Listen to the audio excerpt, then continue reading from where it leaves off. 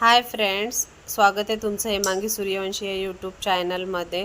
तर आपण आज इडली बनवतो आहे। त्याच्यासाठी मी इथे 2 ग्लास तांदूळ आणि 1 ग्लास उडदाची डाळ हे संध्याकाळी 7 वाजता भिजत घातलं होतं आणि रात्री 10 वाजता वाटून हे पीठ आपलं रात्री चांगलं आंबलेलं आहे। आणि आता बघा माझं पीठ किती छान तयार झालेलं आहे।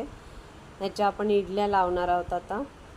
आणि आपल्या इकडे इडल्या एक पात्र लावून पण झालेलं आहे आणि इडली बघा छान तयार पण झालेली आहे। इडली छान फुगली आहे। आता आपण नारळ घेतला आहे चटणीसाठी, याची आपल्याला चटणी करायची आहे। आता इकडे बघा आपलं चटणी आणि इडली तयार आहे। आजची इडली पण छान सॉफ्ट झाली होती कारण पीठ चांगलं आंबलं होतं। इथे बघा माझी मुलगी पण नाश्ता करते आहे आणि म्हणते इडली छान झाली होती। आम्ही सगळ्यांनी आज इडली आणि चटणीचा नाश्ता आमचा करून झालेला आहे। आता आपल्याला जेवणाची तयारी पण करायची आहे। आपण आज पुलाव बनवतोय। आज मला स्वयंपाक करायचा जरा कंटाळा आलाय म्हणून आपण पुलाव बनवतोय। तर पुलाव रेसिपी मी तुम्हाला दाखवते। पुलावसाठी लागणाऱ्या भाज्या मी घेतल्यात। हे मिक्स व्हेजिटेबल आहेत। ह्याच्यामध्ये वाटाणा, गाजर, शिमला मिरची आणि बीन्स आहेत। आणि इथे मी कांदा उभा कापून चिरून घेतलाय। इथे अद्रक लसूणची थोडी पेस्ट करून घेतली आहे। आणि हे 1.5 वाटी तांदूळ आहेत, ते पण धुवून घे। आता इथे पुलाव बनवण्यासाठी मी पातेलं गरम करायला ठेवलंय। त्याच्यामध्ये 2 पळी तेल घातलेलं आहे। आता आपण त्याच्यामध्ये जिरं घालूया। जिरं घातलंय मी। मोहरी नाही घालायची पुलावासाठी, जिरंच घालायचं। आणि जिरं चांगलं लाल झाल्यानंतर आपण त्याच्यामध्ये हा कांदा घालूया उभा चिरलेला। पुलावासाठी शक्यतो उभाच कांदा चिरायचा आहे। उभा कांदा चिरलेला छान लागतो। कांदा घालून घ्यायचा आपल्याला। तर बघा आपण कांदा परतून घेतोय। कांदा चांगला लाल झाल्यानंतर याच्यामध्ये आपल्याला अद्रक लसूणची पेस्ट घालायची आहे।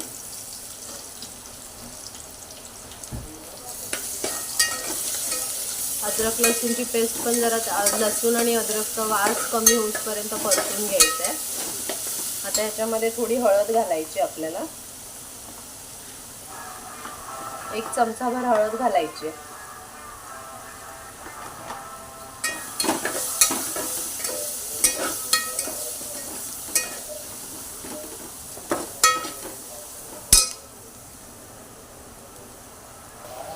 तर बघा आता आपला कांदा लाल झालाय परतून।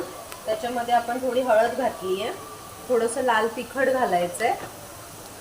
थोडासा गरम मसाला घालायचा आहे। गरम मसाला घालायचा। आणि आता हे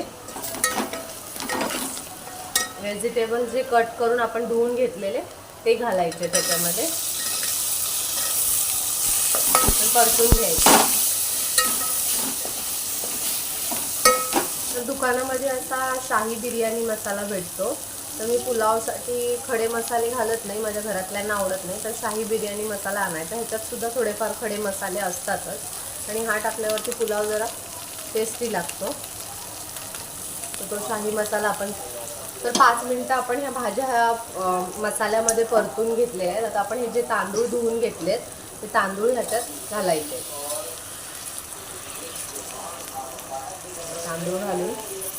तांदूळ घालून पण थोडं परतवायचं आहे। परतवल्याने जरा चांगला लागतो पुलाव। बघा अशा प्रकारे परतून घ्यायचं आणि चवीनुसार मीठ घालायचं। जर तुम्हाला जास्त तिखट आवडत असेल तर जेव्हा आपण अद्रक लसूण वाटतो त्याच्यामध्ये तुम्ही हिरव्या मिरच्या टाकू शकता। पण आम्ही जास्त तिखट खात नाही, त्याच्यामुळे आम्ही लाल तिखटच घालतो। आणि ते पण 1 चमचाच लाल तिखट आम्ही घालतो कारण आम्हाला जास्त तिखट आवडत नाही। तर बघा फ्रेंड्स, इकडे पुरणपोळी मी गरम करते। माझे सासरे गावी गेले होते, तर गावावरून येताना पुरणपोळ्या दिल्यात करून गावाकडच्या लोकांनी। त्या मी आता गरम करते, जेवताना आपण खाऊया।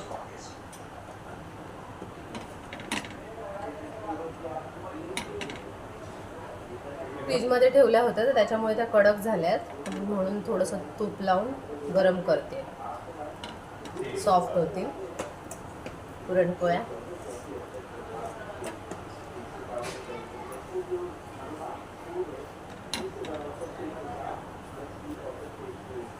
तर बघा मी अशा प्रकारे फ्रेंड्स सगळ्या पुरणपोळ्या गरम करून घेतलेल्या आहेत, माझ्या गावाकडून आलेल्या आहेत.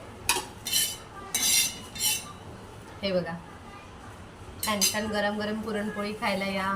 पुलाव आणि पुरणपोळी. ह्या पुरणपोळ्या माझ्या सासऱ्यांच्या बहिणीच्या मुलीने बनवून दिल्या आहेत, म्हणजे माझ्या नवऱ्याच्या आत्ते बहिणीने बनवून दिलेल्या आहेत. तर कोणी पण आपल्याला एवढं प्रेमाने बनवून देतं फ्रेंड्स, तर आपण गरम करून खाऊया. आणि माझ्या सासरीकडची लोके कोण मुंबईला येत असतील पाहुणे तर त्यांना असं बनवूनच देतात, कोणाला खाली हात पाठवत नाही, जेवण घेऊनच सोबत पाठवतात.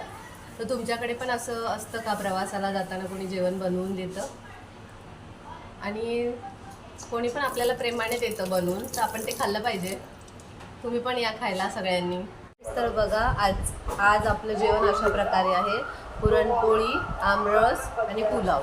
तर माझी मुलगी आता, हे मुलीचं ताट आहे, सगळ्यांनी जेवायला या. तर सगळ्यांनी जेवायला या फ्रेंड्स. तर आजचा व्हिडिओ कसा वाटला नक्की कळवा, लाईक आणि सबस्क्राईब करायला विसरू नका.